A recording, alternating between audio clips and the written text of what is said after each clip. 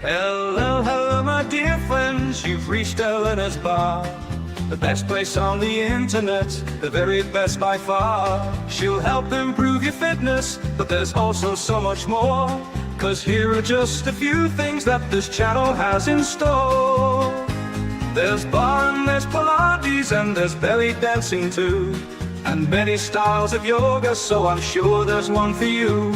Then watch her practice pianist string from right within her home. She's in such big condition, she'll outrun the metronome. Elena's Barre, Elena's Barre. They're the best place on the internet, the very best by far. It's not just the piano, but the ukulele too.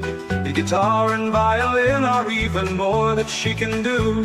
She does so many different things, it's hard not to lose track. I nearly didn't mention that she posts on her Substack. Elena's Barre, Elena's Barre. The best place on the internet, the very best by far. Yeah, controversial topics may be brought up for discussion, but try not to provoke her or she'll swear at you in Russian. And sometimes certain topics can make quite a big impression. So remember, you take part at your own risk and your discretion. Yeah, there's Barre, Elena's Barre. The best place on the internet, the very best by far. You might even meet Elena if you're quite a loyal fan. She's got a fixed male cat, but she's so desperate for a man. We've really got it all, then you couldn't ask for more. So sit right back and watch Elena shave a 3 or 4. Elena's Barre, Elena's Barre. The best place on the internet, the very best by far.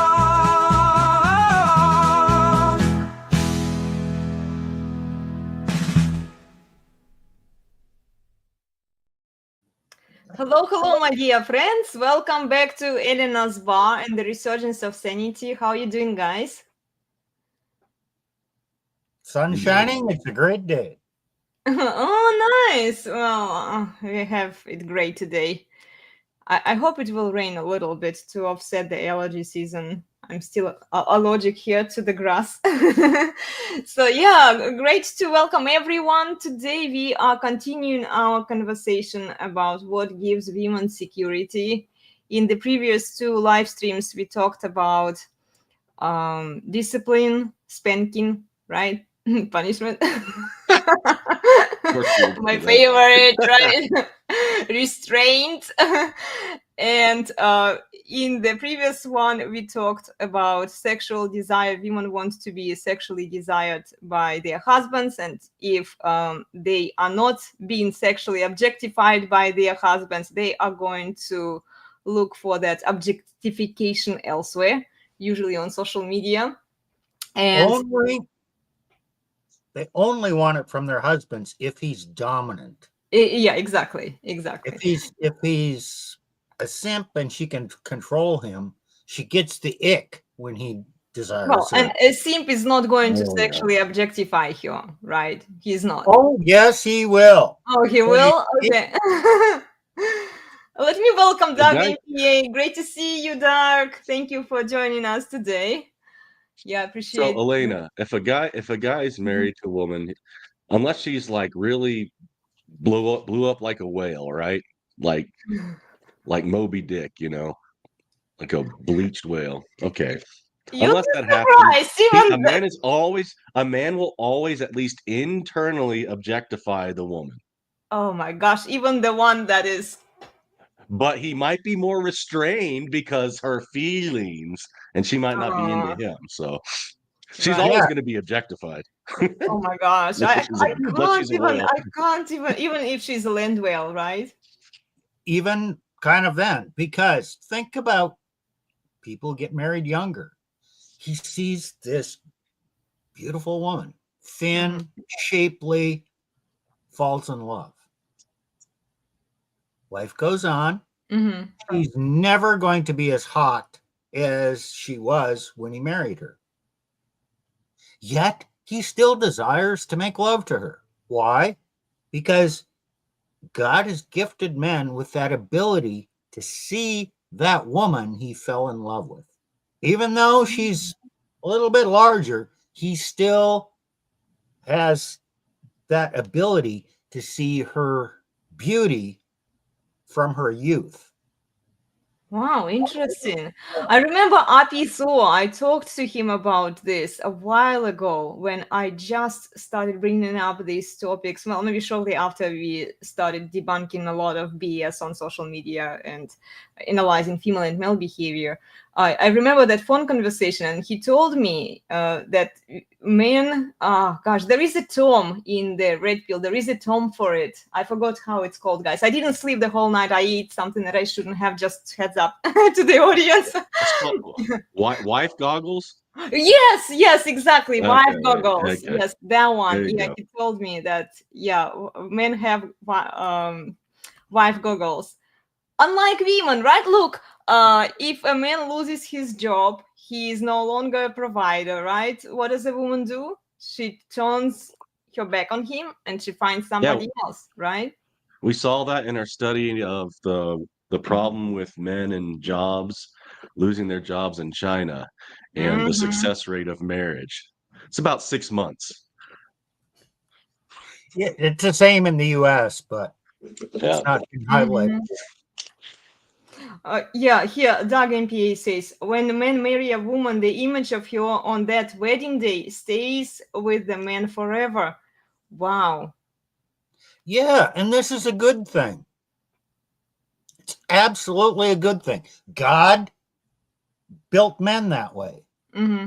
So, ladies, you don't have to be perfect. You don't have to worry that, oh, you're not as hot. Okay, when you're 45, you're not as hot as you were when you were 20. He's not loving you and staying with you because you still look as hot as you did on the day he met you. No, he still sees that image. Isn't this a good thing? Well, it is for the long-term protection and security. For the long-term relationship, it absolutely is. I wonder why. Okay, I'm not criticizing God here. Okay, I'm just curious. Why don't women have that in mind? Like when we see our wedding picture and then time passes by, something bad happens, a man loses his job, let's say, and there are always downtimes in the relationship, right? It is just life. And then, like, women, they are just not wired the same way. Like the moment a man collapses, right, something bad happens to him, out she goes. Usually. Well, it's kind of like war brides. That's kind of their nature. We talked about war brides. Steve brought up on the Resurgence on Wednesday. Steve talked about war brides and the sociology and kind of modern psychology of war brides. It's the same kind of thing. They're going for where the dominant masculine presence is. So, to answer this, the man needs to maintain his dominance. He doesn't need to maintain his muscle mass, his physique. I mean, those are good things. Don't let that slide. But he needs to maintain his dominance.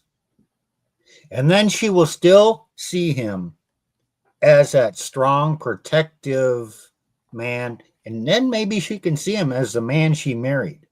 But if he gives in to her and he kind of simps and he tries to please her too much, now he's not being dominant and she won't see him as the right man. Then he loses his job. Man, this guy can't even provide anymore. He lost his dominance. He lost the frame. So what if he couldn't provide for her, at least for some time, but he still had that dominance? Do you think she would still stay with him? For a time. For a time, yeah. For a long while. You know, I've been married and second marriage. For a time, we went through a period where I was out of work. We had zero money. We didn't have a house. Hey, Our relationship was fine. It endured that. She still had faith in me because I had a plan and I was working on it. Yeah, times were really tough. Then when we got the house and everything got great, the money was there was no problems financially, that's when she dumped me. This is the paradox that I often observe with relationships and marriages. I've seen couples when both the husband and the wife were in some financial need, right? That kind of united them. A woman needed the man for survival in that case because life wasn't super great, right? And then when the income was settled, the money was coming in, and everything seemed to be great, they just turned on their husbands and they left them. I've seen a couple of examples that you're describing, Steve. Yeah. And money as a factor, as a provider, like we say, this hypogamy insurance that usually entitled women are looking for, right? Money muscles game. In the long-term relationship, I don't know how well, I mean, money is important, obviously, right? Because you have to pay for the bills, you have to be able to provide the food on the table for your family, right? So that you don't get hungry. But like excessive money, like when you are flooding her with all of the precious jewelry, all of these fancy trips, you basically spoil her. She gets used to it very quickly, and then it can play out negatively. Well, is money necessary? At that point, I mean, when she has the money, when everything is presented to her on a golden platter. Is money necessary to survive? Yeah, to get a woman? To get a woman. To keep a woman. To keep a woman, yeah, I would say. No. But No. okay, Because, okay. hey, look at the single women out there. If a poor guy who has swagger approaches her, will she spread her legs for him? Possibly. No. Well, I mean, yeah, it happens all the time. No. Okay.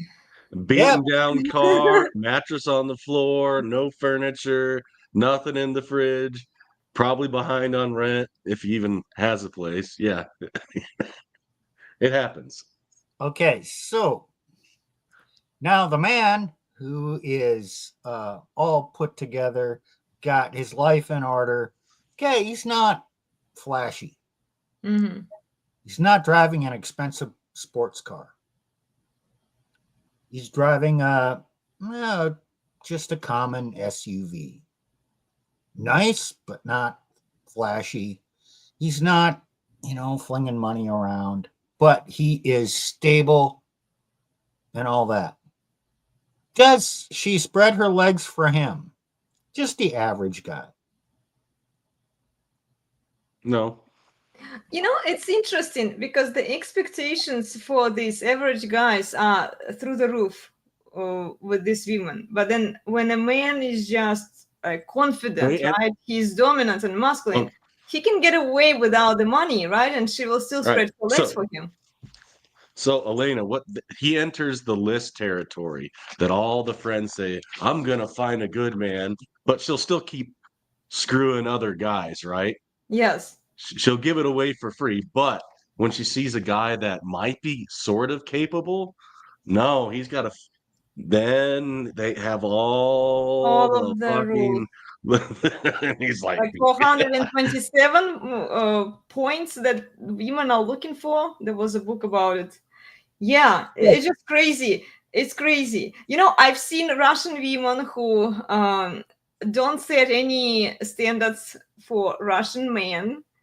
and then they come to the European countries or even here to the US, and then suddenly, you know, like the list grows exponentially. They expect so many things from the foreign man that they give out for free to the Russian man. You know, it's kind of like same Okay, kind of logic, exactly. right? Okay, now can you come up with the reason? And let me ask the question. What is the difference between that poor man Mm-hmm. without a job, irresponsible, all that, and doesn't have the money, and that, you know, average, decent guy with enough money? Alpha fucks, beta bucks.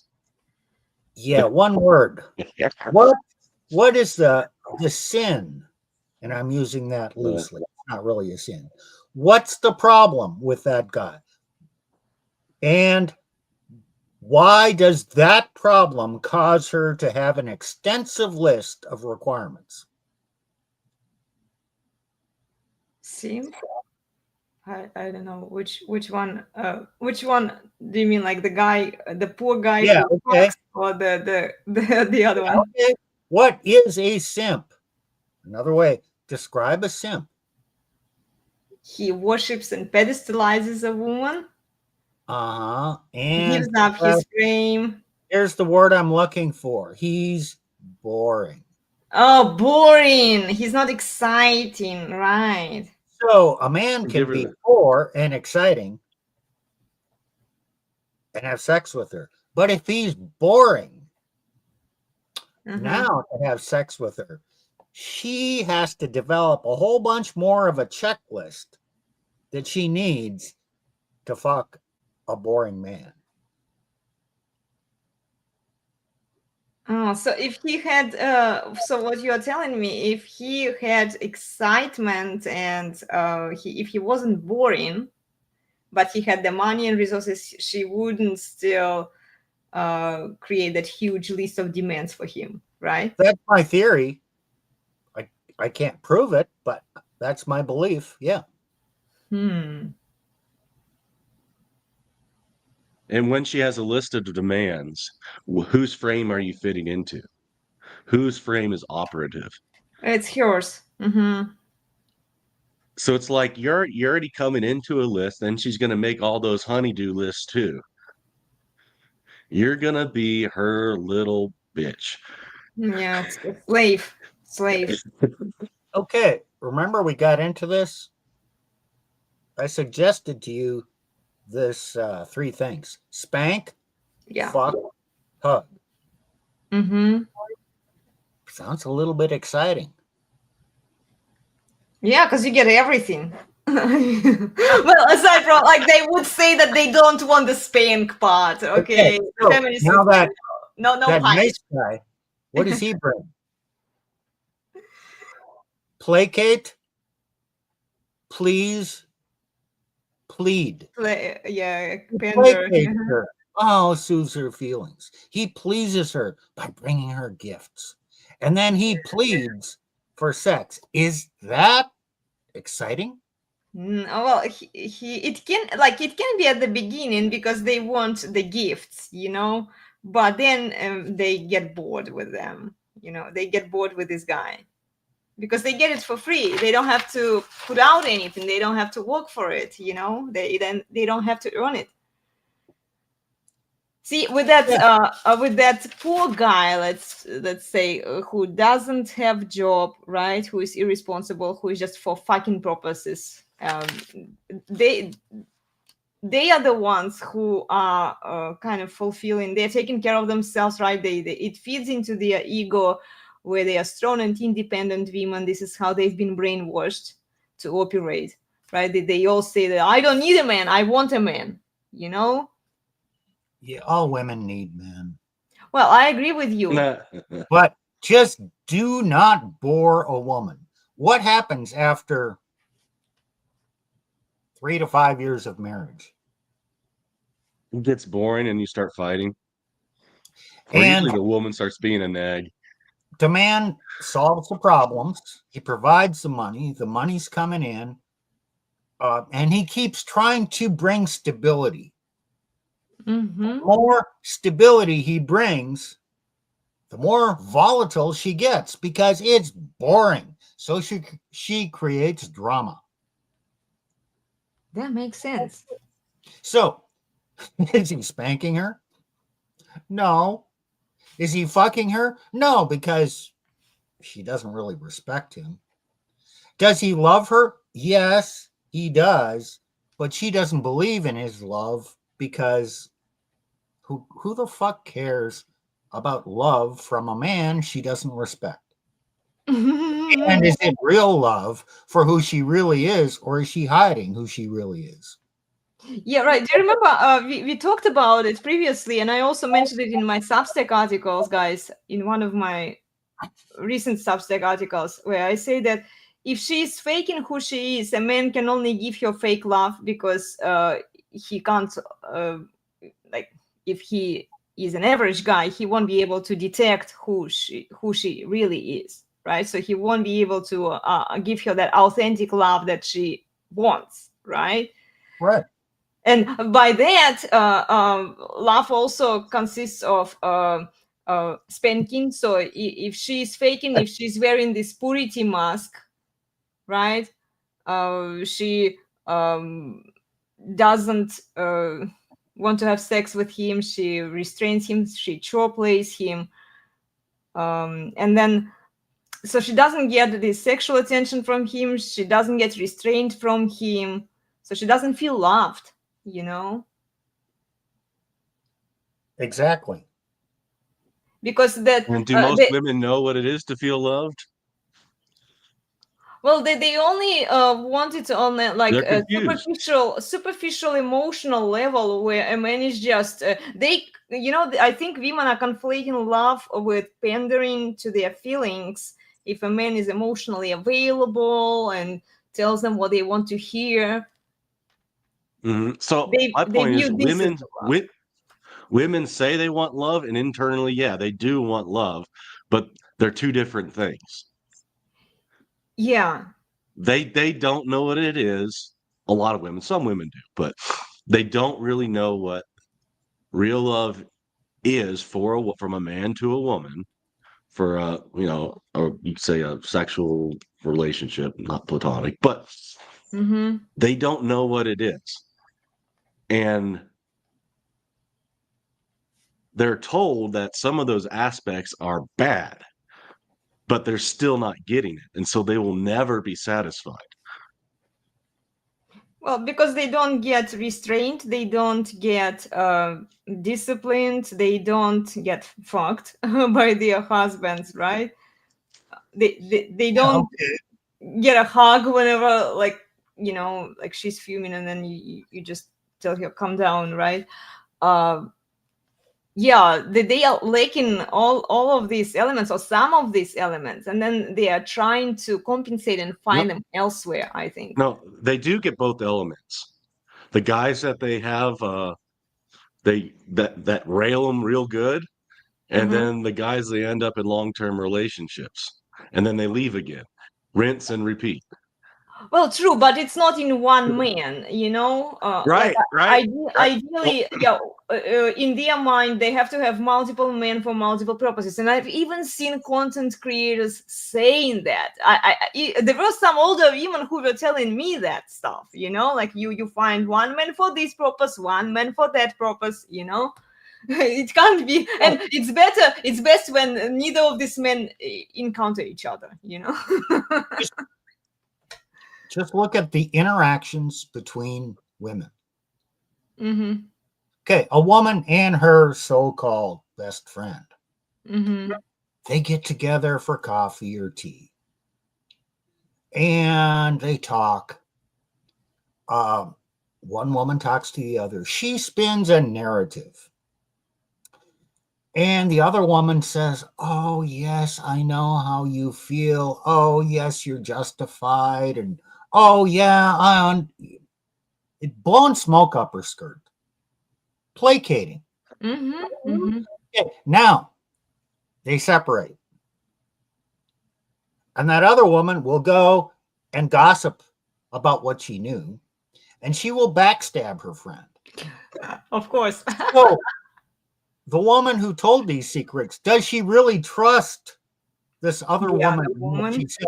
No, it was all to make me feel good. So it's discounted.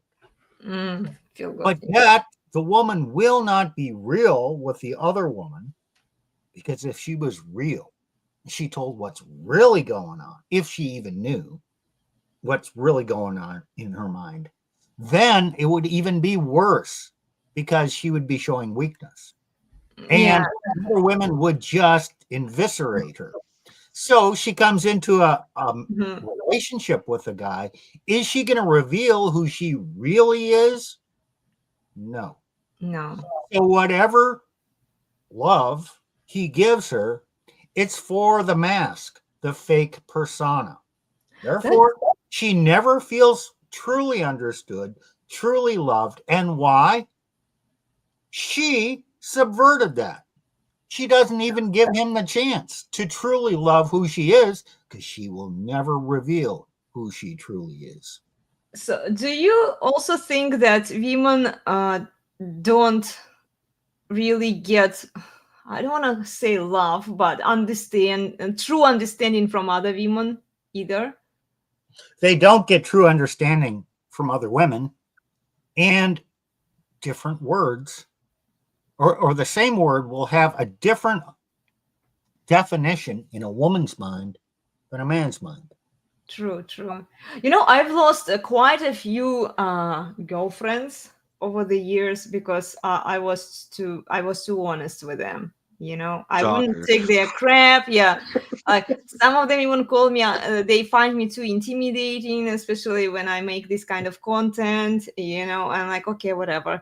And yeah, we kind of stopped talking. I mean, I would still talk occasionally, like if they reach out, but yeah, I don't have a lot of girlfriends. Hey, Nick. My girlfriends are my schizophrenic friends, you know, like with Anita. You guys are with the wigs. Imaginary friends. So if you have a good male friend and you go and talk to him and he says, oh, buddy, you dumb shit. What the fuck are you doing? You stepped in that one. It's all your fault. Man, you fucked up. Now, is he still your friend? Yes. Oh, yeah. Okay, now, if two women get together and a woman told that to the other woman, are they still going to be friends? Hell no, dude. It's like war. Oh my god. They'll be spreading rumors about each other, stabbing each other in the back, finding ways to slight one another publicly. Oh yeah. Yes. Well, this is why, you know, like if ladies, if you have some reservations against my content or what I'm doing here, come say it into my face.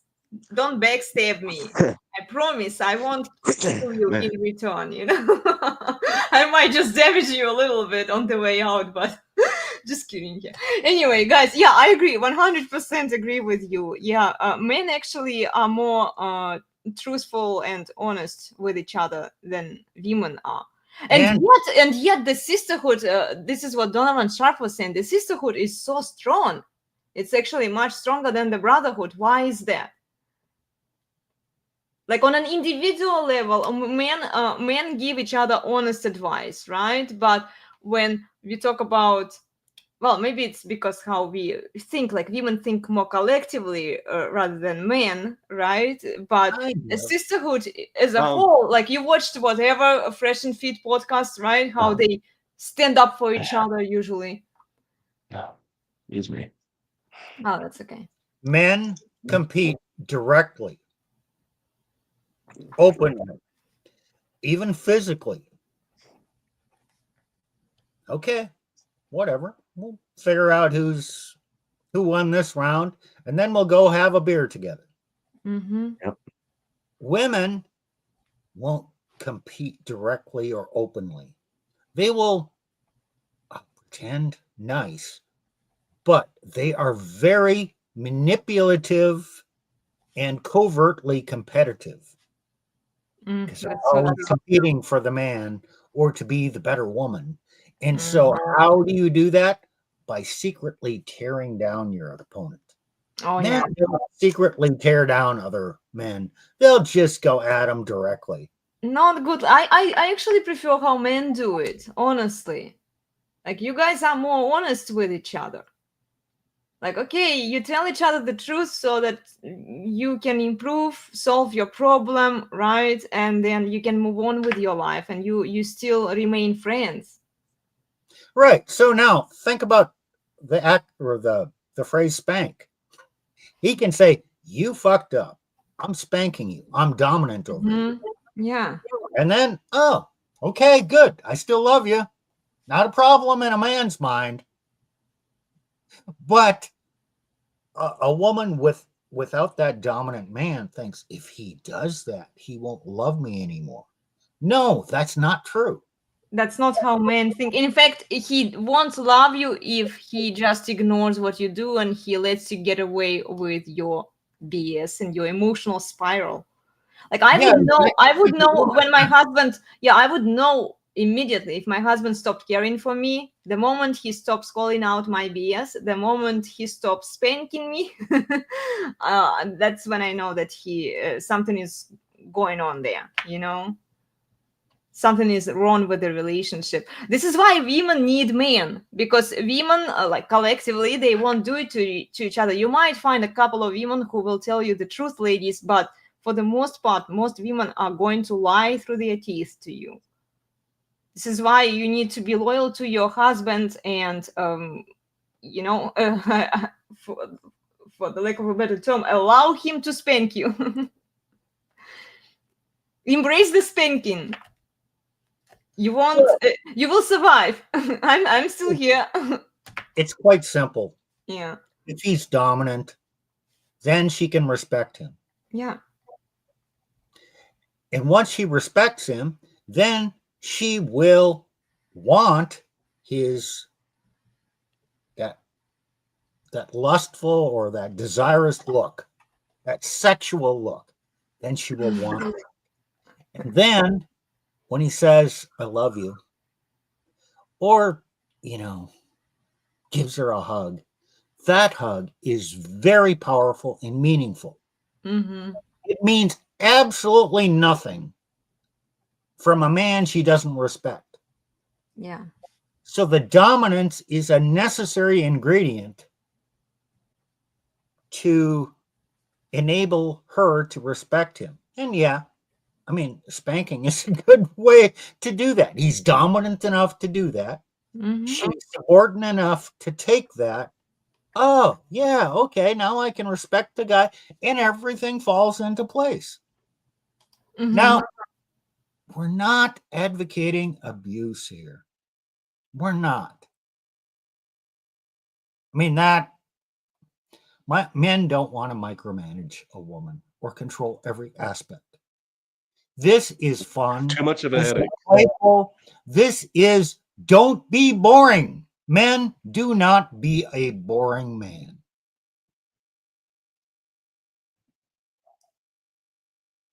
But I like boring. Most men do. I like doing my stuff. I ain't doing none of that. Okay. Well, Think too about- much. Too much excitement and too much craziness. It's not good either. I mean, I kind of agree with Nick there because, look, women are already bringing a lot of drama, and if a man is kind of feeding into it and like, oh yeah, let's go there, like, it just gets okay. very, very chaotic, Nick,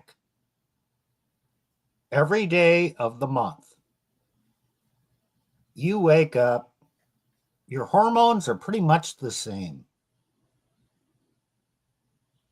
Your mood is pretty much the same. Yeah, you might be tired, but your hormones don't affect your mood. For a woman's cycle is different. Is she going to wake up feeling different when she's menstruating?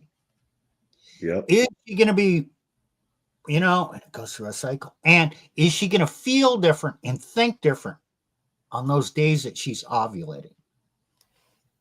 Yes. And so the man tries to bring calmness to all her days. And most of the time he's fighting her cyclical nature. Mm-hmm. You got to play along with it. A man's nature is stability throughout the month. A woman's nature is cyclical.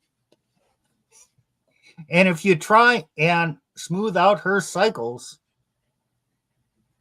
you're going to frustrate her and you're going to bore her. You kind of have to go with it. So what's the solution to that? Because if you try to smooth it out, she will be bored with you. Isn't what you're saying, Steve? Yeah, well, you got to time things. Women are ready for excitement when they're ovulating. Okay. When she's menstruating or PMS, Mm-hmm. yeah, you want to tread lightly. My husband would probably agree with you there. Yeah. So you have to time what you're doing, and you have to do different things at different times and accommodate her to keep your own sanity and calmness. So it's not the same as simping and pandering to her, isn't it? Just being aware of those cycles. Right. And playing Because along. simping and pandering, you're trying to do the same thing every day. Okay. So when you're menstruating, Uh-huh. do you want him to grab you by the hair, slap your ass, turn around, and give you a big kiss? Probably not. When you're ovulating, will you accept that and delight in it? Probably. Okay, so avoid her when she's menstruating, basically. Don't touch her. And then you can touch her when she's not menstruating. What if she has an overly extended cycle? You know, I've met women who have like 3 weeks of preparation for the like PMS. It can happen. I mean, you only get like 1 week out of the whole month? It's possible. I just think, okay, I'll tell you what I think about it, and we can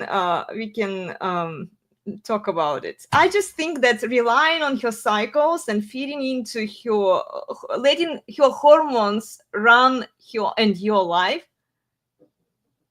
it's not going to end well. That's not what he's arguing.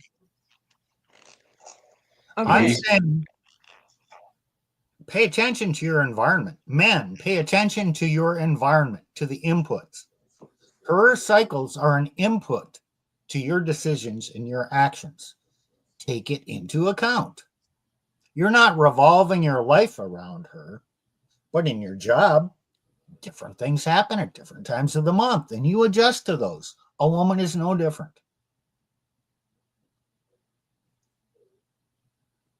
Okay.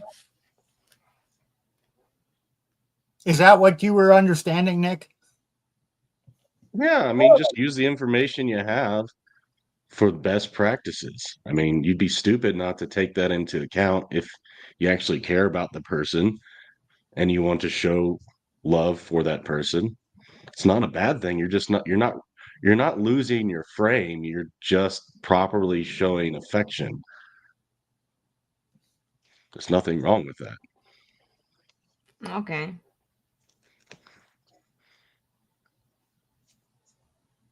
Well, especially if women have some hormonal imbalances as they age. I mean, yeah, that could be helpful. Okay, this is most easily seen in the Catholic Church, probably Lutherans and Orthodox as well. Cycles. There are 3 times during the year. There's ordinary time, and that's when you do ordinary things. There's the Easter celebration leading up to that. And then there's the Advent or the Christmas period. Okay, you adjust your mind and your focus and your worship, some of the words, how you celebrate Mass or the service, what the messages are about. There's a cycle there. It's not the same all the time. Now, different Protestant churches have moved away from that cycle. They do it differently. Okay, fine. But I'm just pointing out that traditionally, there are cycles during the year as well. Okay, if you're a farmer, you got winter time, you prepared for that. Mm-hmm. Springtime is planting season. Then you got the summer, you're cultivating and tending. Then you have the harvest season. And after the harvest, you have a celebration and get ready for winter, where you kind of hunker down and you made your preparations and you make it through winter. And then it repeats again. Life is not stable. It's cyclical. Mm.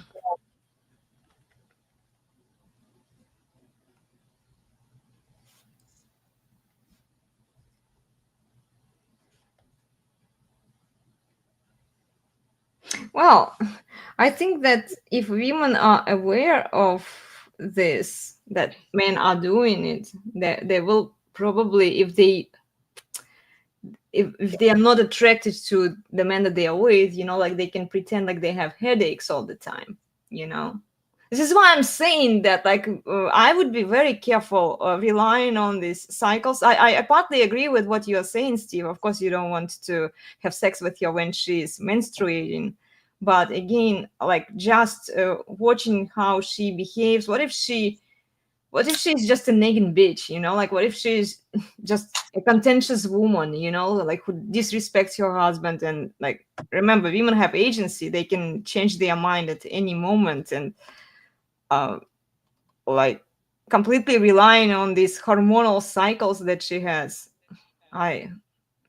It's just my personal opinion, guys. Okay, what if? What, she has a headache? She has a headache all the time, like, she doesn't want to have sex with your husband. Okay, what's she missing? The excitement. Maybe. I mean, I don't know. I'm just maybe he's You bored. know, it could be they're incompatible.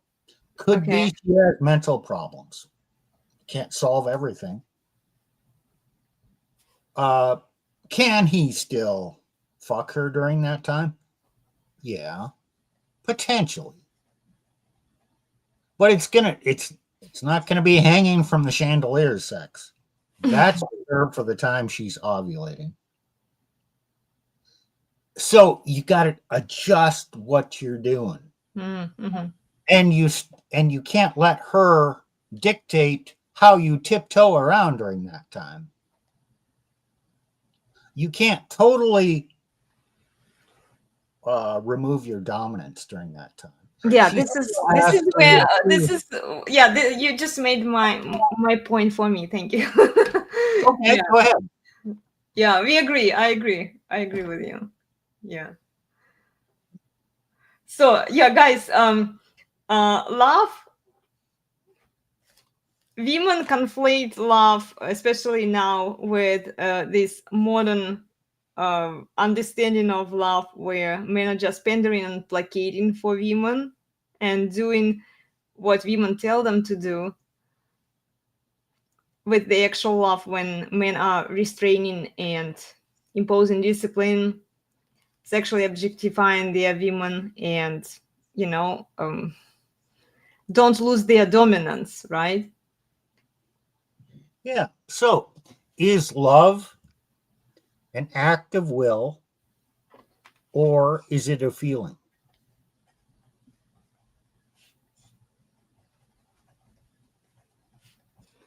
Could it be both?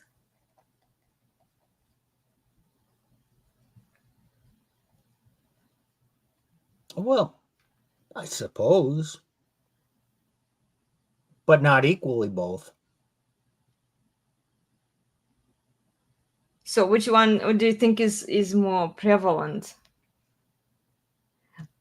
Are we talking about men or women, or Yeah. where are you headed with this? Where are you headed with this? Okay. Which one is more prevalent in women? Well, the feelings, obviously. In men, love is different. Mm-hmm. We got married. I pledged my love. And I promised to protect you and provide for you. I made an oath.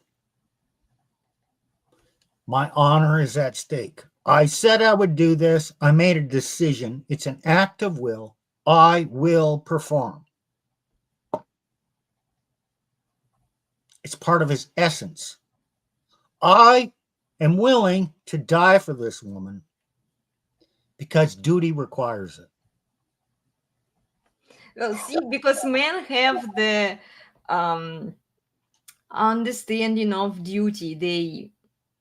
They are raised that way to embrace duty. What do women do out of duty? I mean, come on, if everything is evolving around their feelings and they don't want to fulfill their duty, and I'm not saying that, like, okay, women should have sex with their men out of duty. Maybe if they actually did it, and then they could maybe teach themselves how to enjoy doing the things that are the right things to do, instead of just relying on the tingles and on the feelings. Do you get my point, what I'm trying to say here? Right. So let me pose that as a question. Mm-hmm. For women, is duty part of love? I would say no. For men, is duty an essential part of love? Absolutely.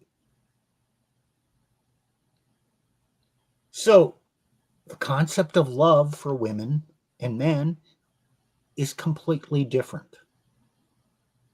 So Andrew wrote an interesting comment here. He says, love of an act of will that can produce a feeling.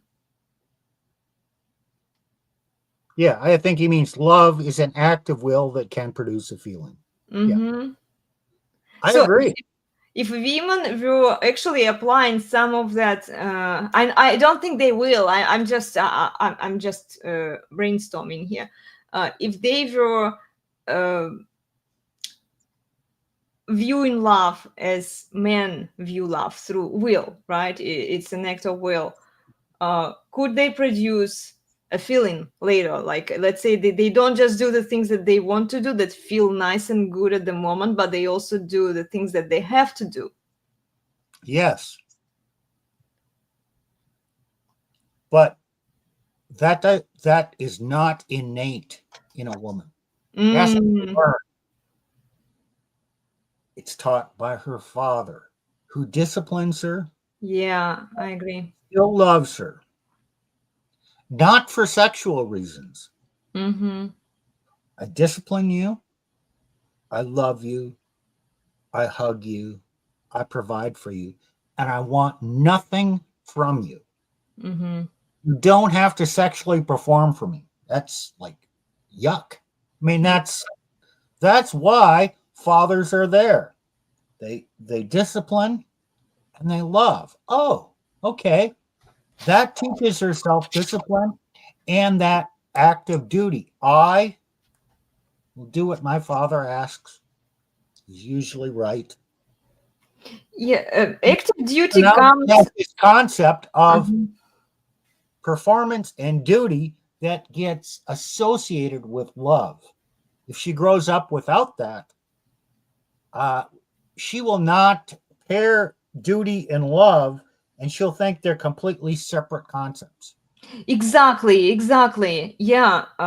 Active duty derives from discipline, and if she's not taught discipline, by her father, she will separate these two. She will view discipline as a bad, evil thing and love as a separate thing. Because look, if father loves her unconditionally, and let's say she's been raised by a simp, a father who worships and pedestalizes her mother and her, right, princess treatment for the ladies, then she will expect that same kind of treatment from her man.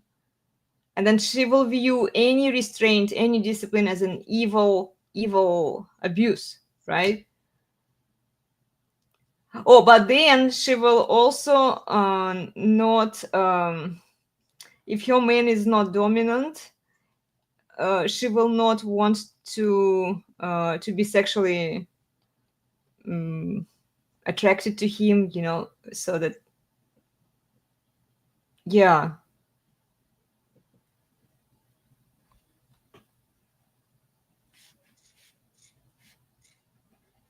Because you say it's spank that refers to discipline, love, which is hug, right? And then sexual desire or sexually objectified.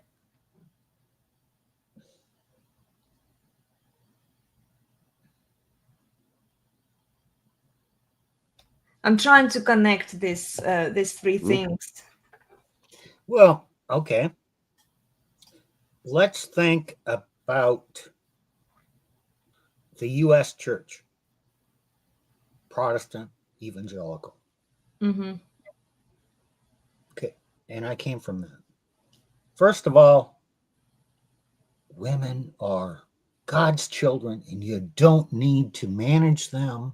Mm-hmm. They're just such great people, beings with purity.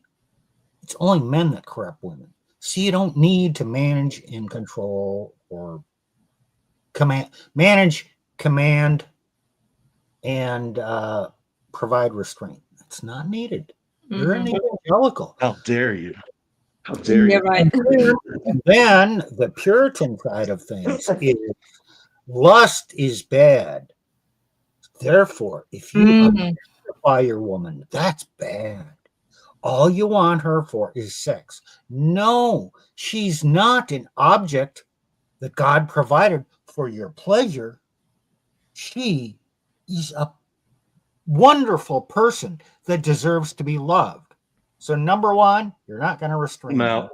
Number two, you're demonized for objectifying her sexually. Mm-hmm. Oh, you just have to love her and please her and make her into this beautiful, you know, she'll just flourish because that's what God designed her to do. This is boring, and you're missing two things.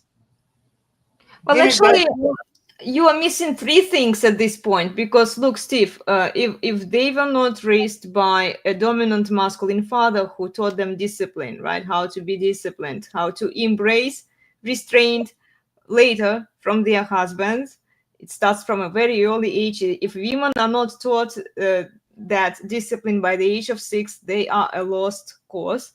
Then love, they only get this kind of fake unconditional love for the fake persona that they present. So they meet a man later. He can't sexually objectify them because they are so pure and they are not supposed to do that, right? Just like what you were saying. And then he can't even hug her. He can't give her love that she wants because she's faking it. He can't restrain her because the fake persona that she presents as a prude, right? I'm using here Pearl's term, because she was told that she is this angelic woman, right? So she doesn't get sex. She can't fulfill her sexual desires either with this man. She doesn't get a hug from him for the authentic persona that she is, but then she also doesn't get restrained. Based on love and restraint, they are, I think that like they go hand in hand together, because exactly women only feel love and security when they are being restrained, honestly, because you take restraint So, away from it, okay, they don't feel the dominant man next to them. a man's love is also can come along with his desire. So one of these oh so pure women, he hugs her. You know, it's been a while. And he has an erection. And he's hugging her close, and she can feel that. Oh, he just wants sex. Oh, yuck. And she pushes him away. Therefore, he doesn't dare hug her anymore. Mm-hmm. Because sometimes he gets an erection. And then she rails against that. And everything blows up. That's all you want from me is sex. Man, he was just So trying what to if I give his do? wife a hug. You're right. Like, what if He should say, so what if I do? And laugh in her face. that would be actually how you would deal with it. I mean, come on, women want to be sexually objectified. That's the thing. If they don't get it from their husband, if they don't get sex from their husband, they will go and find it elsewhere. They will start cheating on their husband if they are already not doing that. Yep. They will be exposing themselves semi-naked on social media because they will be looking for that external sexual attention and validation from random horny dudes on the internet. And yet they will never be satisfied because like no amount of clout is going to replace what her man can give her if she was willing to, put out. You can't negotiate desire, Yeah. but you sure as hell should not follow her frame and say, all you want is sex. And da, da, da. Don't buy into that trap. Mm-hmm. Throw it in their face because you have to be dominant. There's a lot of times when they're saying that, I'm not saying like, oh, like it's that they have for some reason. Think of some scenario where it might be a legitimate complaint. Throw that out the window. Normally, you're speaking about a contentious woman that does not desire her husband, Yeah. or it's a shit test. Yeah. But you cannot buy into her frame. Like, all you want is sex. Okay, yeah, I do objectify you. Yes, I do want that, and I don't care. yeah, you are either team human or you are team woman and you belong to the streets. Then good luck with that. Yeah. Maintain frame. Maintain frame. Yeah, if she is not if she feels that you are giving up your frame, she will take charge, and she will she will be the one who will be executing upon her acquired authority, let's say, that you've given up. Because a lot of women say Now, now at this point, if you do what I tell you to do, like throwing it back in their face, maintaining frame, if she's a Christian woman, it can get really ugly at this point, because then she's gonna go, oh, church elders, he bad man, he mistreats me, he doesn't love me, he only wants me for sex, right? tell the elders, shut up, Exactly. go away, mind your own business. Mm-hmm. You have no say here. They really don't. Because they're going to try to control. Because then they're going to try to control you and throw you under the bus, put you under church discipline for bull crap, for their modern unbiblical standards, and then they're going to try to negotiate how your marriage is going to work, and then you've really lost frame. Yeah. And then she really will disrespect you and have contempt for you even more. So in divorce, when a woman decides to divorce, does she feel loved? No. Does she feel desired? No. No, she's rejected that. Yeah. Is she has she been restrained? No. No. She has no restraint, does not want his desire, does not feel loved. She is just a basket case. So in that case, does the man, her husband that she's divorcing, in most cases, does he still love her? Yeah, probably. Yes, he does. He wants to make it work. Mm-hmm. Does his love do any good whatsoever? No. Can he ever love her enough to fix this? No. No. There's a Latin phrase, Non serviam. quid recipitur ad Oh. modum recipientis recipitur, which means that everything that is received is received in the mode of the receiver. Stands for communications and anything I can give. But that doesn't mean it will be received. It has to be received in the mode of the receiver. Therefore, the woman is responsible for receiving the love that a man gives. If she can't receive it, it might as well not exist. Well, this is why I keep saying to women, if they keep rejecting their husbands and not fulfilling their wifely duties, I mean, start with the duties and then see, maybe it will grow into something, you know, because like I'm not learn how to be happy with what you have, you know, because you already married this man, you chose him for whatever reasons, right? That's it. She can, you know? but no, okay, she can't fix it. She cannot bring the missing component. The missing component is he's not dominant. Yeah, true. Well, I mean, if he doesn't restrain her, then yeah. A woman can't. Okay, the Bible does say if she has an unbelieving wife, if she has an unbelieving husband, she should still be compliant. That he may be won over by her demeanor and her conduct. Mm-hmm. Nick will come up with it. He knows where I'm going. Yeah, by their godly behavior. Yeah. Yeah. Peter Okay. 3, So, yeah. And 1 Corinthians 7, I think. Yeah. But okay, the missing component is his dominance. Yeah. Gentle dominance, not mean dominance.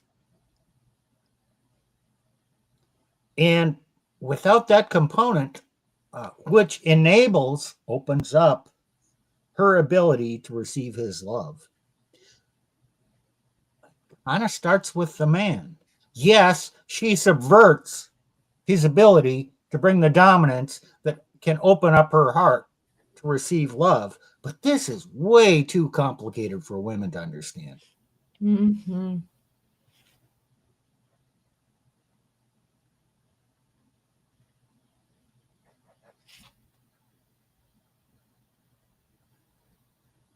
So it's easier to address men, right? By saying to men that they need to be more dominant. I wouldn't say easier. It's the only potential solution. Because trying to reach out to women and tell them, well, maybe some women will figure it out. I mean, a few, you know, there is always hope there. Yeah. A couple. There's always hope. You know what? You can try and herd cats. Who knows? You might actually be successful. I know, right? I've been trying to do it for a few years now, guys. Why do you think I switched to from shaming actively into ridiculing and mocking, you know. Ah, yeah, and even then, I see there are so many women now on social media who want to be like kind of in the red pill or dip their toes into the red pill content. They call out other women, you know, but they are so busy making content that they don't actually. I mean, like the impact of what they are doing. It's like, geez. I mean, I guess it's good that they are criticizing feminist BS, but how is it changing anything? Oh, don't you love those women who come in and advise men on how to love women to get the result they want? Does it work? Oh my gosh. The emotional manipulative women, you mean? The fake feminine women?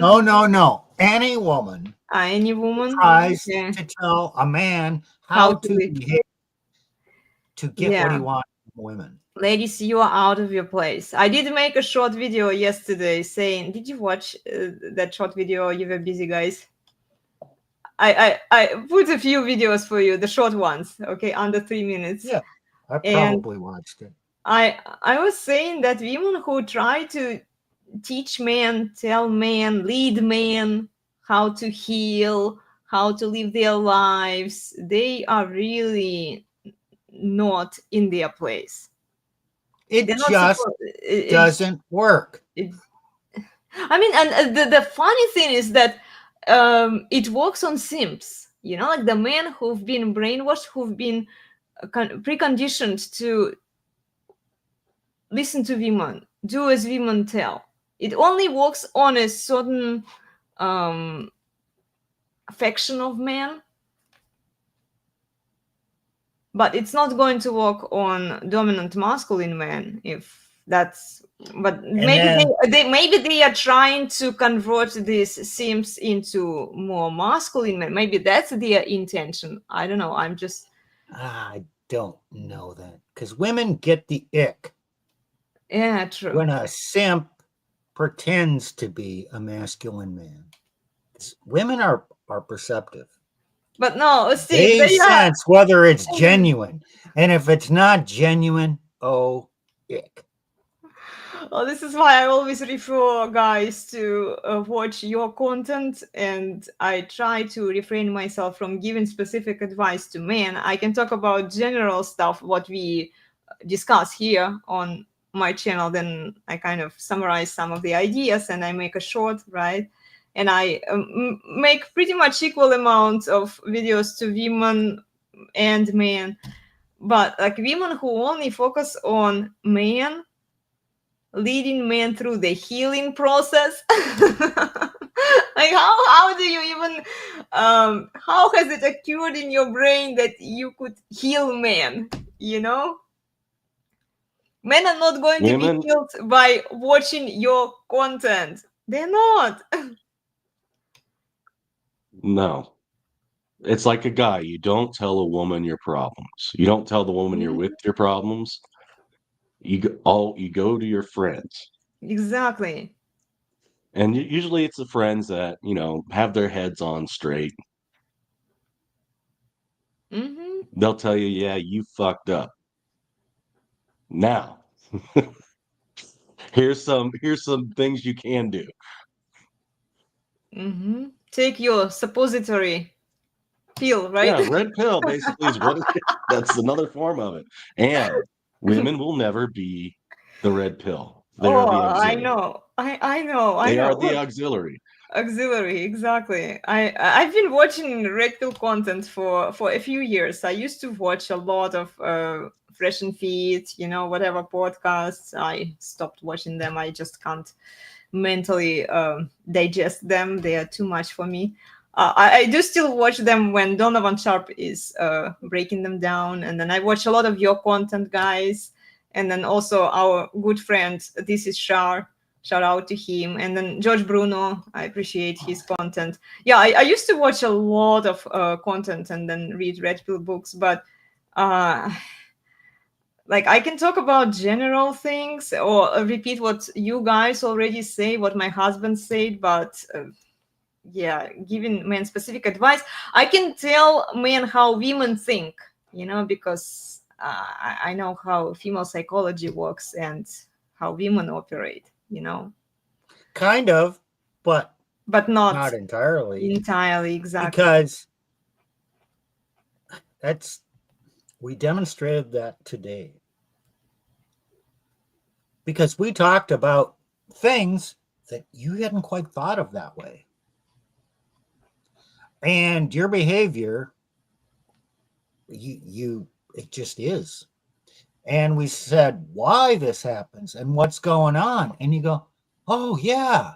And so you got new insight by men observing women's behavior and describing it and bringing the why into it. You Yeah, understand why? how women feel.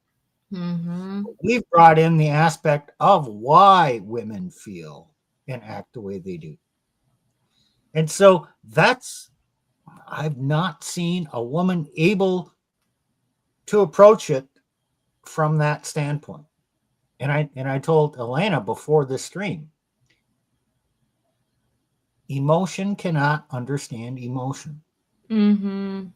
Reason can understand emotion, and reason can understand reason. Men use reasoning most of the time. Mm-hmm. Women use emotion most of the time. And some of them can use some Reasoning. reason. Some That's aspect. always secondary to emotion. But So they can only do that. women I think, cannot understand women the way men can understand understand women. women. If the man does a lot of study on the Yeah. behavior of women and it takes years Yeah. to make sense of the confusing behavior of women. But it can Yeah. be good. Not perfectly. Because women don't even understand themselves perfectly. They really don't. Yesterday, I was telling Steve right before we started the show, guys, I was watching a woman. I'm not going to say her name.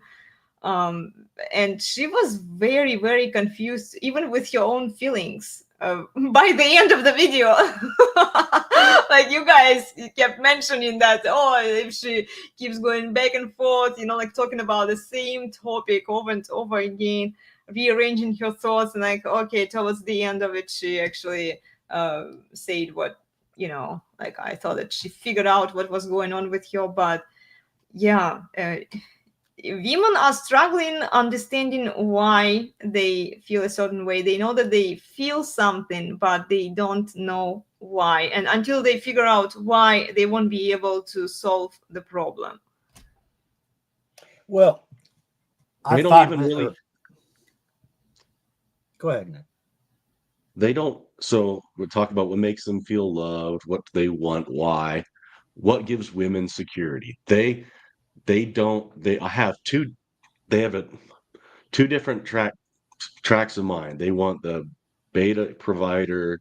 He can take care of things. He can kind of lead a bit, and she can have kids with him.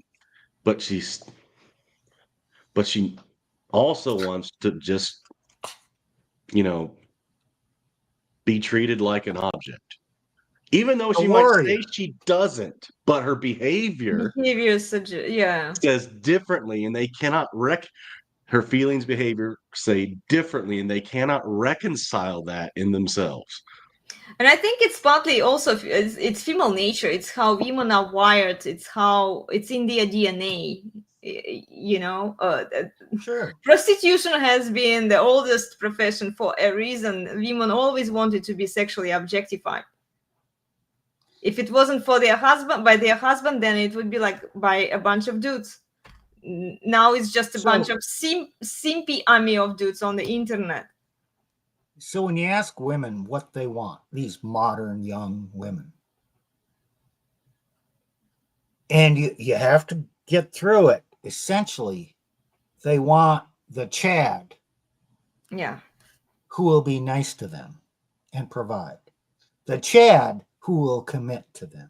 The dominant man who will provide the beta qualities. And I'm sorry, modern men, you're either in one category or the other. That guy who's dominant and decent, he's very rare. Mm-hmm. And he may not make six figures. He may not have a six-pack. But he might have the dominance. But really, that's what the church used to do. Yeah. Create these dominant men with the confidence and security and hardworking, and they ruled the roost at home. And it worked. Mm-hmm. Well, it's But now you can't find that package together. I think you are right, Steve. It's a societal effort. It's not just individually, like how much restraint can a man impose on a woman when the laws are against him, when the church is against him, the media is against him.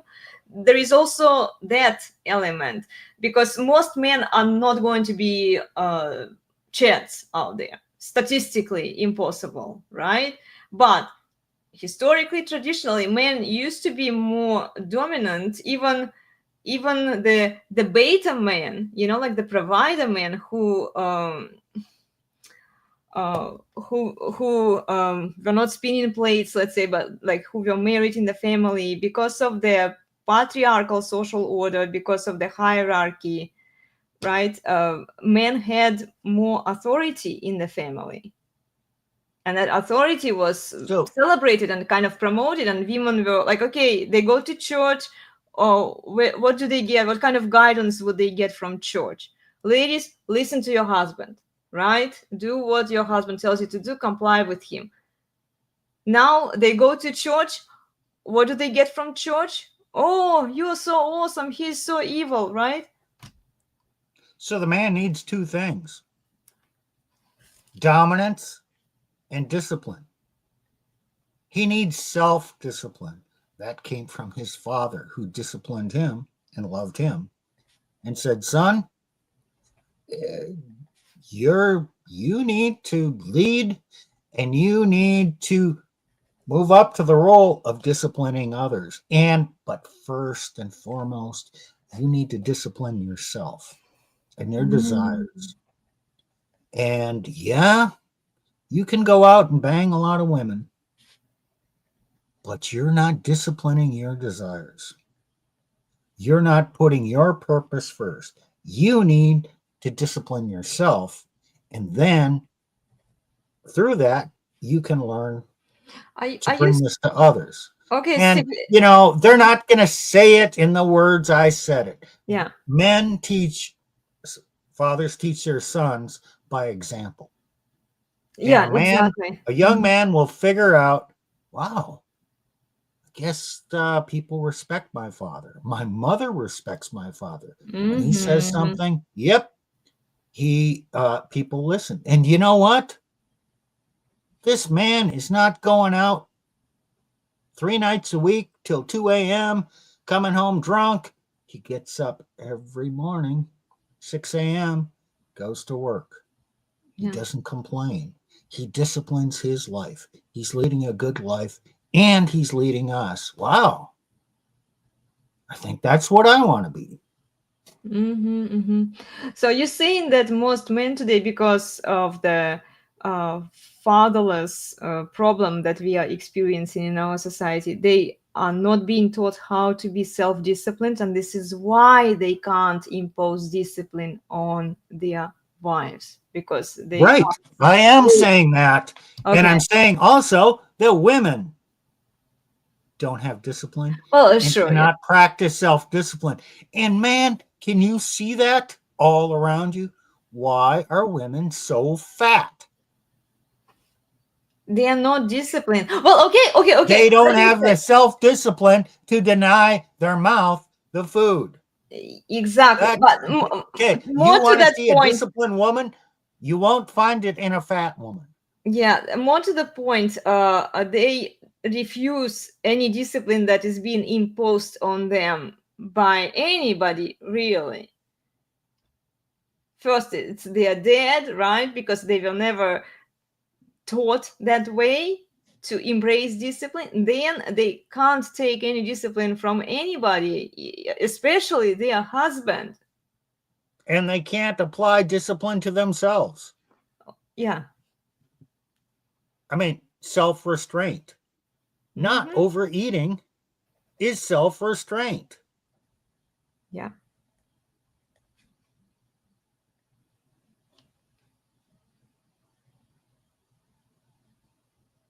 Well, this is what fatherless society leads us to. It's people who don't have self-discipline.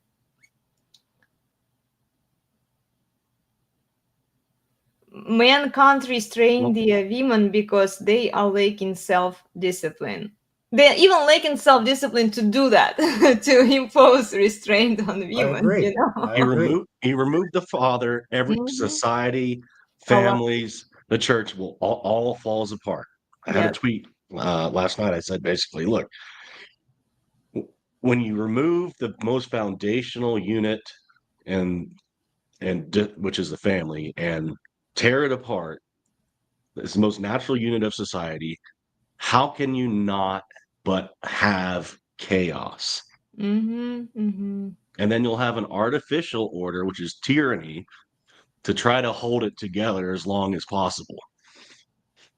Yeah, by destroying the patriarch even more. I did make a short video a while ago, guys, maybe a few weeks ago, when I was talking about that same point that Nick brought up too, when I said that by metaphorically speaking, castrating the father in the family, they are killing the patriarch, and therefore they are destroying the family, because without the order, without the discipline and hierarchy that the patriarch imposes on his wife and on his children, there is no family.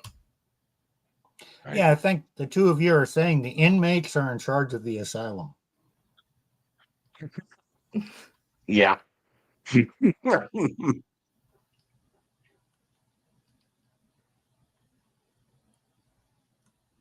And Yep. you know, in church, like they want women to be wifed up, but they don't actually want dominant masculine men in church. They don't want to help men. They just want to solve the short-sighted problem with women. Now we need to get these women out of the street, right? So that No. they become wives, but then because they don't care, they only care about the money, right? Because women bring money to church. The target audience of church is women, but they don't realize that by doing it, even if they succeeded, let's say, women will be completely unhappy in these marriages. They will divorce these guys. A lot of families will fall apart because of the lack of dominance in the father. When there is no dominant father, there is no stable family. Yeah, there will be a lot of wedding parties, but then there will be even more divorces. And then as a result of it, there will be more broken children, which we already have plenty. We still have to figure out what to do with the kids that we have from single mothers.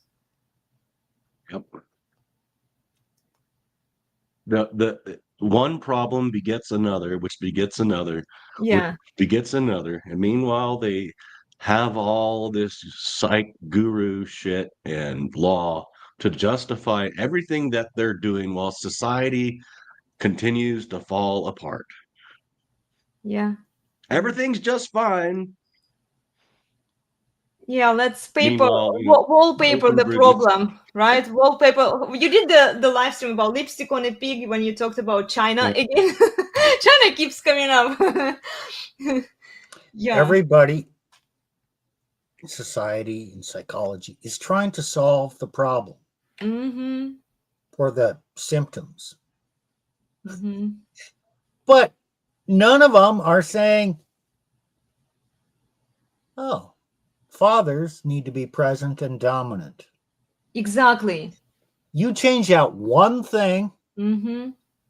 you don't have to worry about any other problems. Mm-hmm. Okay, yeah, there will still be other problems, but they'll be on such a minor scale that, yeah, okay, then you can address them one at a time. And yeah, people, okay, you can't fix everything. There's Yeah. always going to be the exception that cannot be fixed. Okay, fine. Mhm. Let it be. Mm-hmm. Yes, there's always going to be the bad man that abuses a woman. You try and fix that and prevent that. You're going to destroy lots of the good men Yeah. who are showing proper restraint of their wives, and society will crumble because you're creating more problems than you're solving. Yeah, but All this you is have to do is go back, put the father back in the dominant, Mhm, controlling role. The children belong to him, and his word is the law in the home. mhm. And then wait about 40 years, see what happens.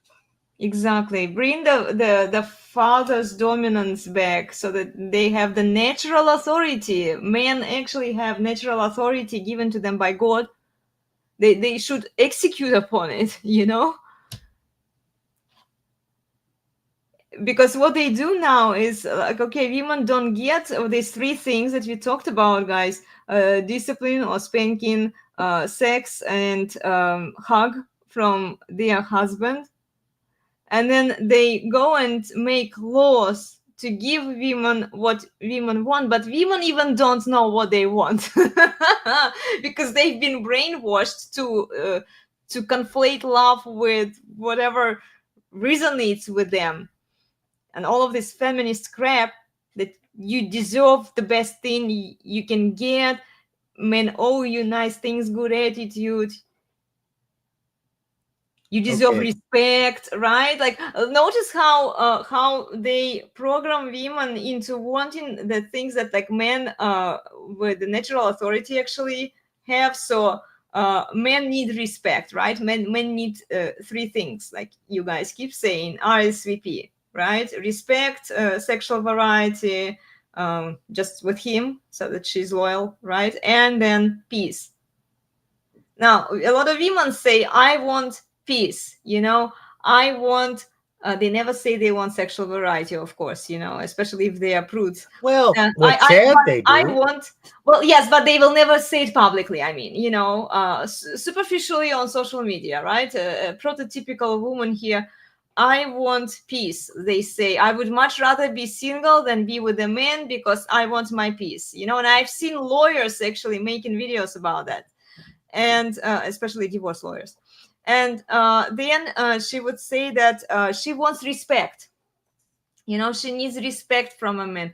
Why does she demand respect when, according to God's hierarchy, she's supposed to be under her man? So she doesn't need respect. I mean, like logically, right? Only if she presides and she's on top of them, and then she's applying the same kind of male logic, uh, what men usually need, right? In that relationship, men want peace, they want sexual variety, and they want respect from their wives and from their children, Right. right? Like Nick, you invert Mhm. this hierarchy, and then women start demanding the things that men usually demand from women. Does it make sense? Right. Well, that's feminism for you. It's to take it's hey, we want to be just like men, but how come we still can't be just like men? Mm-hmm. This word respect, it has a different meaning to women than men. Right. When Mm-hmm. women say, he doesn't respect me. In other words, I'm a brat, I'm doing these things, and he doesn't validate what I'm doing. He's trying to hold me accountable or show restraint on me. Therefore, he's not respecting me. He's hurting my feelings. So He's not agreeing with me. Okay, respect for women means he needs to placate to her. right. And so, no, a man should not give a woman respect that she expects. He can respect her for being a child of God, for her humanity, for her soul, for her future. But you don't have to respect, or in other words, validate her feelings. You have to understand her, show some compassion and mercy. But there's nuances here. Mm-hmm. One other thing that's been swirling around my mind. Women don't know themselves, and we've all experienced it. Okay, any man who's been in a relationship or had a wife, they've had these discussions. He says a few words, and she talks and talks and talks and talks and comes around to the same thing and talks and talks. And he feels like, what's the point? Get to the point. And she just keeps talking around in circles and circles and circles. The point is, there is no point. Oh my gosh. Like, because even I she get just needs to frustrated use with- all these words to talk Uh-huh. around, and eventually she might arrive at what she really means and thinks and what the point is. But to arrive at the point, she doesn't know what the point is, and it takes way longer than a man's patience to listen before she can actually get to the point. Do I do it too, guys? I talk around.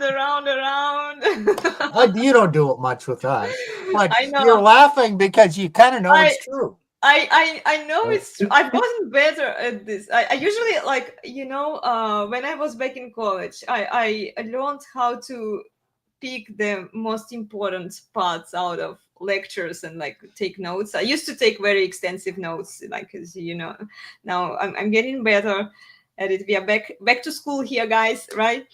And yeah, even I get sometimes fed up. Like, I listen to women, especially when I watch videos that they make, for my Anita series, I had to watch quite a few videos that were honestly mentally draining, because I thought it would never end. It was like 1 hour long video with different women sharing their different experiences. And did you ever figure out what the point was? Sometimes no, actually. Like, I have to admit, like, I did waste my time watching it. I'm like, how am I supposed to make sense out of it and like actually make content based on that? Because I don't like, yeah, I get frustrated every time I talk to women. The women who talk too much, I get tired from them. Because I get to the point, and then I start asking these questions. Like, so okay, you already said, like, what's the point? What are you trying to make out of this? And then I look at the clock, and then like the amount of time it takes for them. All you listeners out there, the female brain and the male brain operate completely differently. And if you try and make sense of women, that they should act a certain way from what's normal to a man, it's not going to work. And women do the same thing. They perceive the way people act, she acts, her friends act, and expect the man to behave accordingly. No, he's operating on a different plane. It's completely different. They're not the same in their thoughts, in their actions and motivations. None of it's the same. I still remember that funny video that we can't show to you guys. Steve sent it in the private group chat. Oh yeah, the brain, female brain versus male brain. The information starts the same, then male brain, it's slowly fills it up, Yeah, let me. With woman, it starts the same, but then it goes all the way spiraling and it's like moving like a spider nest in there. It I was such a can funny video. tell you what to search for. Mhm. Okay, here it is. Let me type it in the chat. Yeah, well, can we show it Ah. here? Do you think we can show this video here? It was such a funny video. I shared it on Twitter a while ago, I think.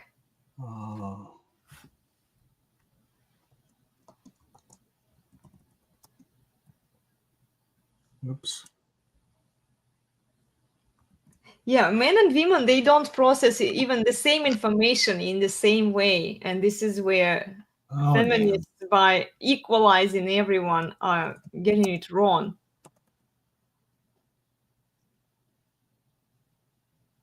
Men and women are fundamentally different, guys.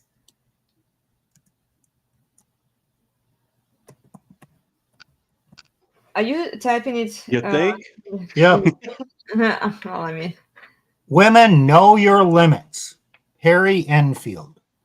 okay. Henry. It's British humor. Mm-hmm. It's black and white. It's from, I don't know, probably 1950s, 1960, early age of TV. It is absolutely hilarious. It is hilarious. You should watch it, guys. Harry Enfield. It's a BBC comedy. I don't know if I can share. Okay, I'll send the link. Okay, I'll send the link here because I wonder if it will copyright us or whatever. Well, we can show the Without the sound, maybe. we can probably show a few minutes of it. Mm-hmm. Because it's on BBC. Okay. Yeah.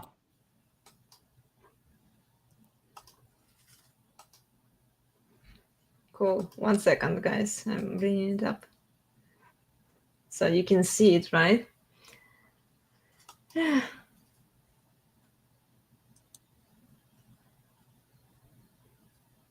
Okay, go to Oh, okay. 105. 106. Uh-huh. Go to on the video, go to 103 here. yeah, okay, 103. Look at the effect of education on a man and a woman's mind. Education passes into the mind of a man. See how the information is evenly and tidily stored. Now see the same thing on a woman. At first we see a similar result. But now look, still at a reasonably low level of education, her brain suddenly overloads.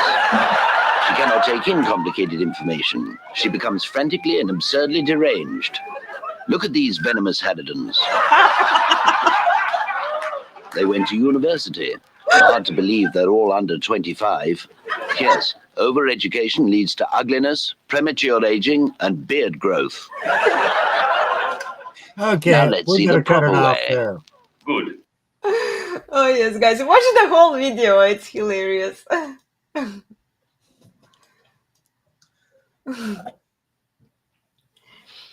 Yeah. Oh, like You know- boring. So Steve's been talking about boring. I want to talk about that a Okay. bit. Like that's what gives women security. They will leave you if you're boring. Now this is a problem because we live in a day and age where there's so many things that excite women and they think that they can do them all. Traveling around the world, all these fancy trips that some dude flew her out or her boss babe money may allow her to do. Always going out partying, all these lavish vacations. I said that already. This fancy lifestyle, all the attention they get on Instagram, Facebook, so on and so forth. It's exciting. Yeah.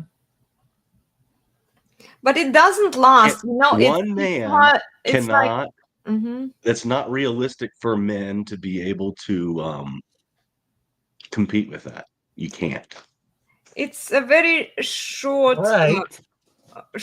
short, lasting tingles Right. and dopamine hit that they get. They constantly want. This is why whenever they get to one point, like Bobby Bloom, or what was her name, who slept with 1,000 guys, and the next achievement, oh, okay, let's do something else, whatever crazy thing they come up with, because it gives them that dopamine hit, and they constantly have to keep looking for the new sensations, But Nick, you don't have to compete with that.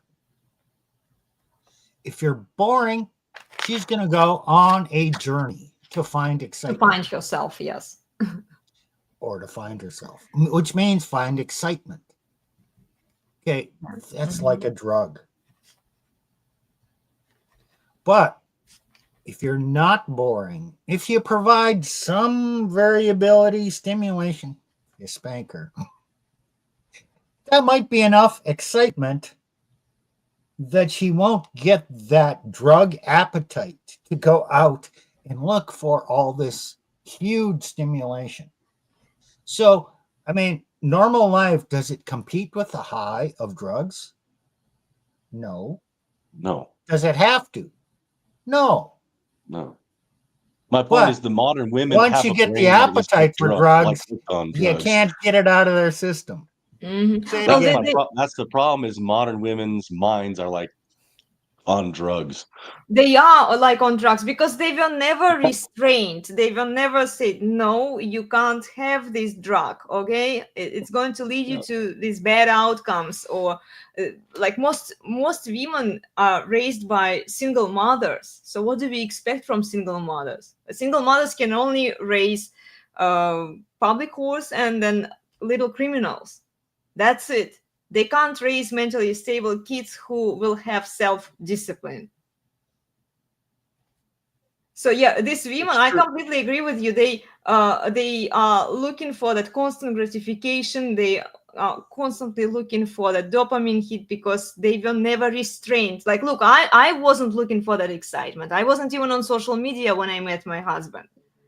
Like, why is that? Well, because I was raised by my dad.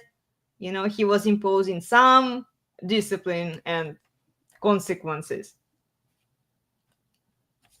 Yeah, it's one of the biggest mistakes that modernity has accomplished is allowing women on social media.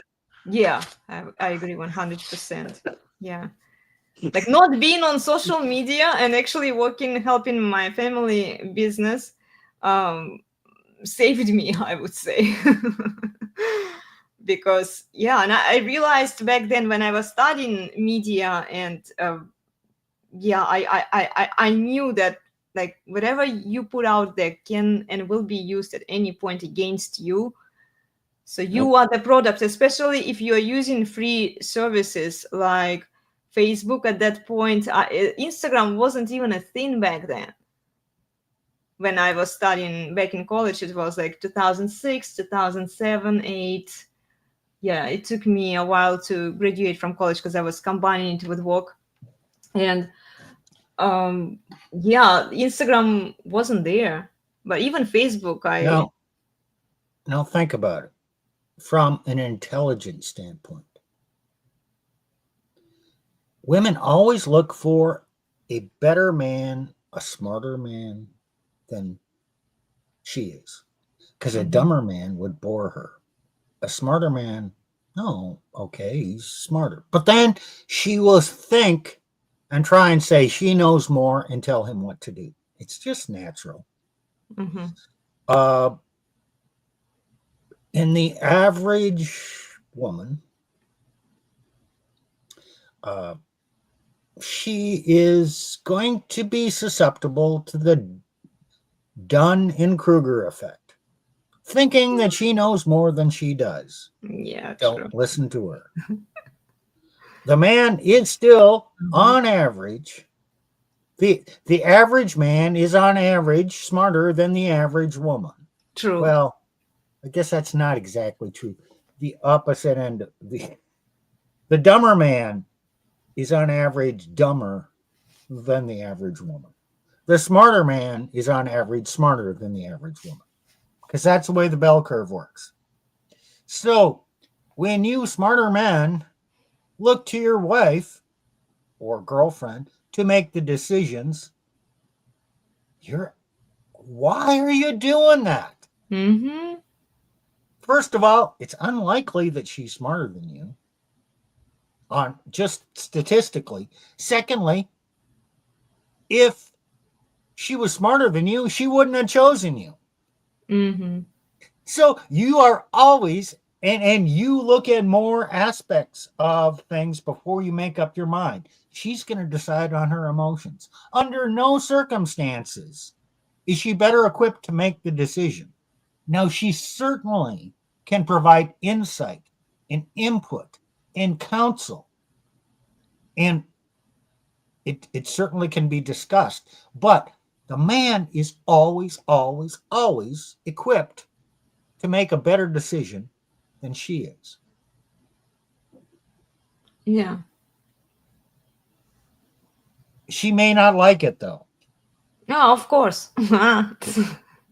And look, men were preconditioned to ask women for advice and to let women rule over them.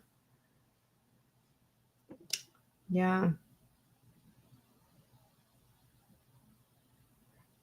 I wonder how And the much best of it, decision- how much of it is okay. How much of it is male nature versus propaganda? Because we looked at propaganda quite extensively and female nature. So what propaganda does, it just exacerbates the female nature, the unrestrained female nature, right? Because women were already predisposed to.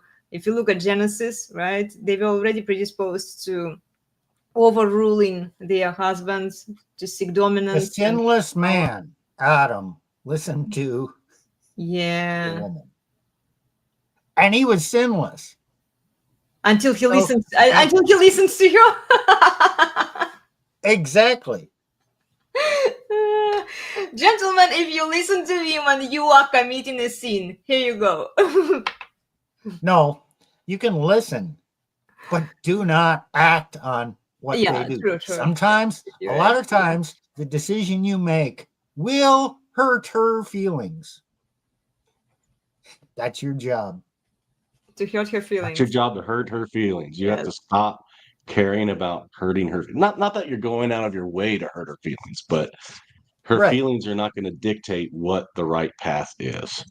You have your own frame. F her feelings, you know? Mm-hmm. Mm-hmm.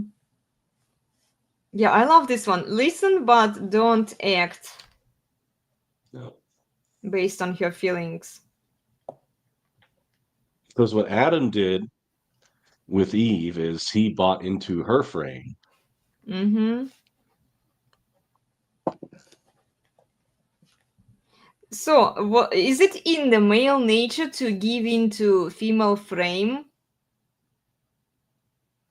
Could you say that? Simping is as old as time. Yeah, okay. Just like prostitution, I guess. Yep. Adam simped in the beginning, in the garden. Yep. Yeah. Okay. These types of sins still repeat themselves. I know, right? Nothing really has changed since the dawn of times, right, guys?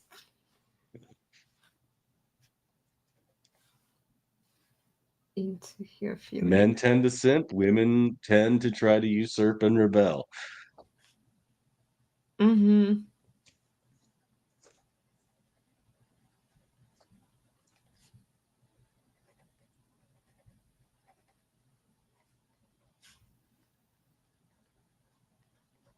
Yeah. Wow, very interesting conversation today. I really enjoyed, guys. Yep. Thanks for having us on here today. It's a good conversation. Yeah, I think we covered gives women security. Yep. Oh, what did you say, Nick? Sorry, I said, what gives women security? Oh, you asking me? Okay, I'll just say spanking, hug, and sex. It's three things. I might actually write a summary on this specific topic and share a few more insights in that article. I need to think. Sometimes when I think about it, I come up with more ideas. So yeah, watch out for the article, guys, and please go watch Anita's series. I created a couple of series for you, where they are connected.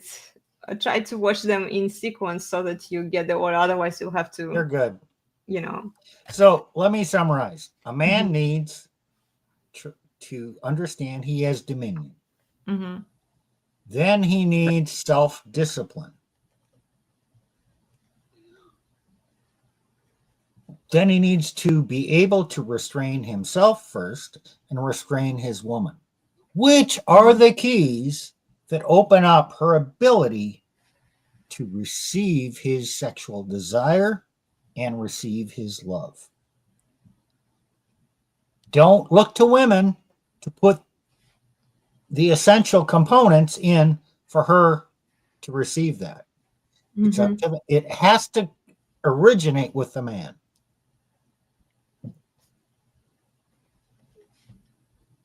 Yeah.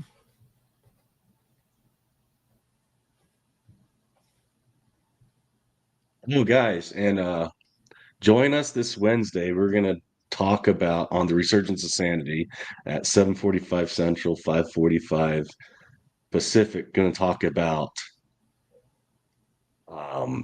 Dalrock and his interaction with Warhorn. And Warhorn was like a very conservative Presbyterian kind of organization, and Dalrock is a kind of the Christian red pill.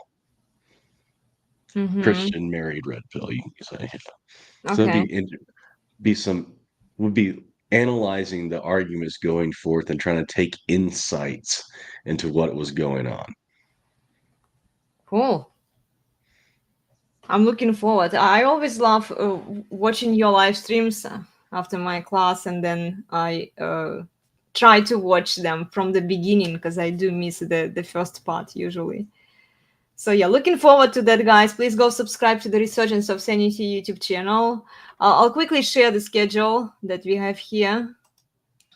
Oh, wow. It changed the layout a little bit. Sorry, guys. Where is it?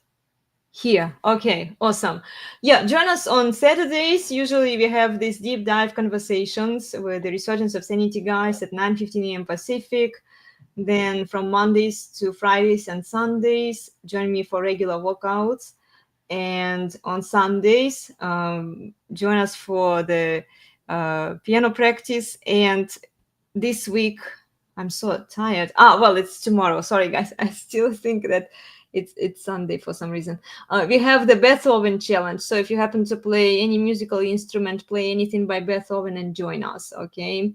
And then on Wednesdays, like Nick mentioned, join the Resurgence of Sanity guys at 5:45 p.m. Pacific. You can find more classes on Patreon. I have a lot of fitness workouts for you there.